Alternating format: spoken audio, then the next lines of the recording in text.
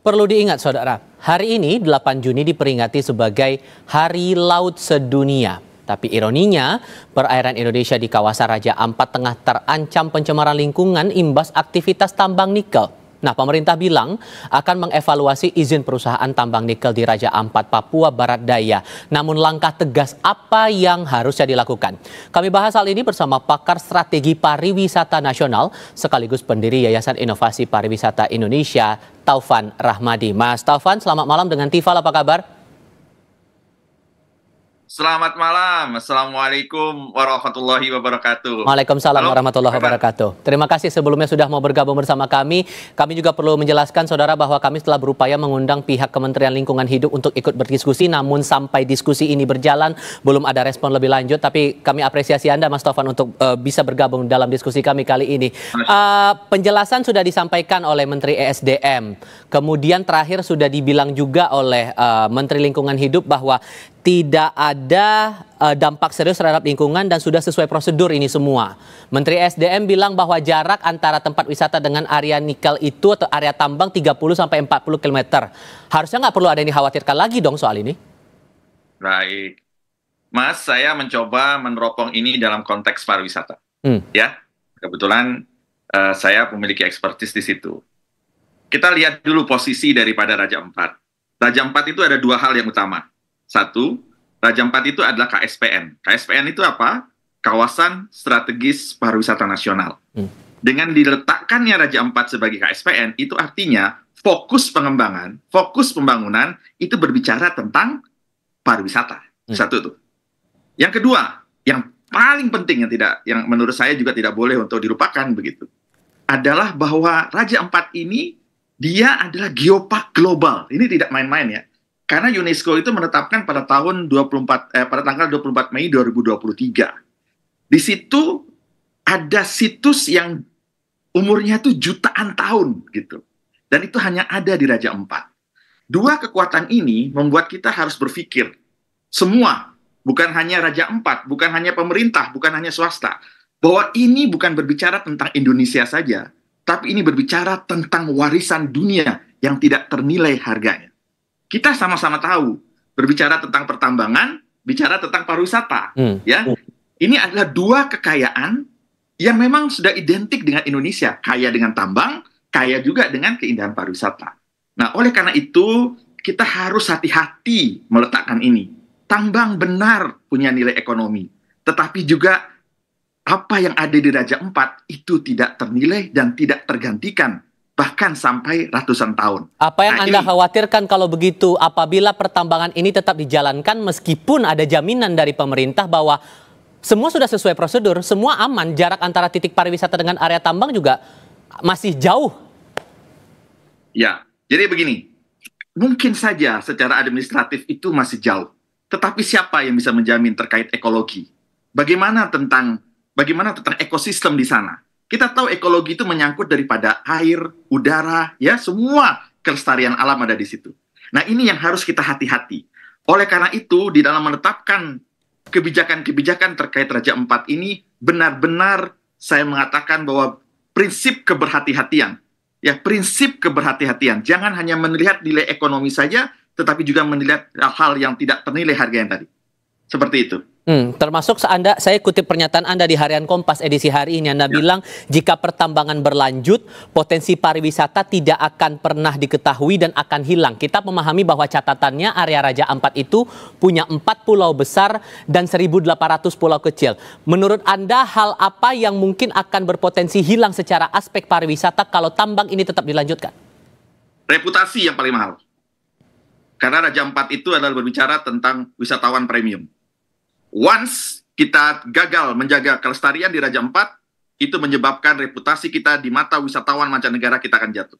Itu otomatis akan menurunkan status daripada Raja Ampat sendiri. Ya. Lalu yang kedua yang paling berbahaya adalah ketika berbicara pariwisata itu adalah bicara tentang perekonomian masyarakat. Ekonomi masyarakat akan rumput. Masyarakat adat di sana. Ini menjadi concern kita. Jangan sampai nanti ketika Raja Ampat ini tanda petik hilang dari konteks target wisatawan premium mancanegara, ini akan berdampak kepada penghasilan masyarakat di sana. Karena dari data yang saya dapatkan, minimal dalam 1 tahun yang bisa diraih dari sektor pariwisata untuk kunjungan ke Raja Ampat dalam segala sektor itu minimal 1,5 triliun gitu dalam 1 tahun. Artinya apa? Kalau ini hilang, berapa potensi perekonomian masyarakat di sana yang juga akan hilang? Gitu. Kalau potensi ekonomi dengan pertambangan, perbandingannya gimana menurut Anda? Apple to apple nggak? Pertambangan dalam jangka pendek mungkin memiliki nilai yang sangat besar. Tetapi apa yang terjadi di dalam destinasi pariwisata, kalau terjadi kerusakan lingkungan di sana, itu mengakibatkan yang tidak tergantikan. Dan itu tidak ternilai harganya. Begitu, Mas. Ditambah ini lagi... Yang saya katakan bahwa berbicara tentang tambang, bicara tentang pariwisata, itu harus hati-hati. Karena kita butuh pertumbuhan ekonomi. Kita butuh tentang tambang. Tetapi jangan sampai itu merusak kekayaan daripada apa yang ada di Raja Ampat. Kalau Raja Ampat ditetapkan sebagai kawasan strategis pariwisata nasional, ditetapkan sebagai geopark, disitulah letak positioning Raja Ampat yang sesungguhnya begitu. Ditambah lagi dengan hari ini kita mengingat sebagai Hari Laut Sedunia, 75% dari jenis terumbu karang dunia berkumpul semuanya di Raja Ampat. Sehingga apa yang Anda khawatirkan itu arahnya, prospeknya bakal kemana kalau tidak ditindaklanjuti, dan harus dipikirkan seperti apa kemudian nasib Raja Ampat kalau pertambangan ini tetap berlanjut menurut Anda, Mas?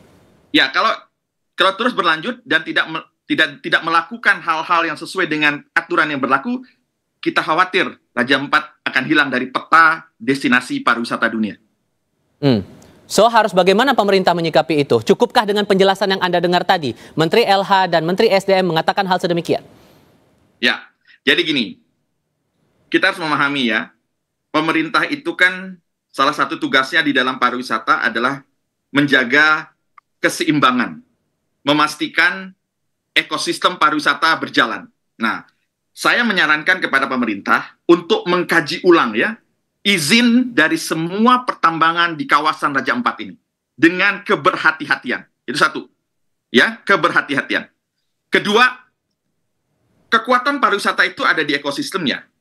Kebijakan-kebijakan pariwisata harus dasarnya adalah kesepakatan bersama.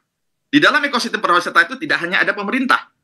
Kalau di Raja Ampat tidak hanya ada perusahaan tambang itu, tetapi di situ ada masyarakat adat, ya, ada pemerintah daerah, ada lembaga-lembaga yang concern terhadap lingkungan. Semua itu harus dilibatkan untuk mencari solusi terkait persoalan-persoalan yang ada di Raja Ampat ini, begitu.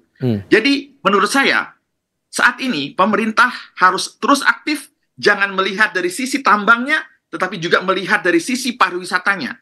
Yang dimana di dalam pariwisata itu ada kekayaan warisan dunia yang tidak ternilai, bahkan oleh nilai daripada tambang yang harganya saat ini diestimasi sampai ribuan triliun itu, ya kan?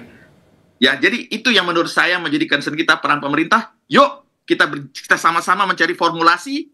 Kita sadar Indonesia kaya dengan tambang, kita sadar Indonesia juga kaya dengan pariwisata. Singkat, kita tidak ingin kekayaan pariwisata, kekayaan alam kita menjadi hancur punah gara-gara kepentingan daripada salah satu sisi dalam hal ini pertambangan. Singkat saja, tadi Anda beberapa kali menegaskan aspek kehati-hatian. Kehati-hatian apa yang Anda maksud di sini? Karena kan dari pemerintah menegaskan semua sudah sesuai prosedur. Ya, kehati-hatian dalam artian bahwa ketika membangun pertambangan, jangan sampai merusak ekosistem pariwisata yang ada di sana. Jangan sampai merusak kekayaan geopark yang ada di sana. Jangan sampai merusak pertumbuhan ekonomi dari sektor pariwisata di sana. Terlebih reputasi Indonesia di mata dunia internasional terkait menjadi salah satu destinasi pariwisata dunia. Itu harapannya yang perlu dicermati, ditambah lagi ada rencana juga untuk memantau langsung area-area yang ada di Raja Ampat terkait dengan pertambangan ini. Mas Taufan, terima kasih banyak sudah berbagi pandangan bersama kami. Sehat selalu ya Mas, selamat malam. Sama-sama, salam pesona Indonesia.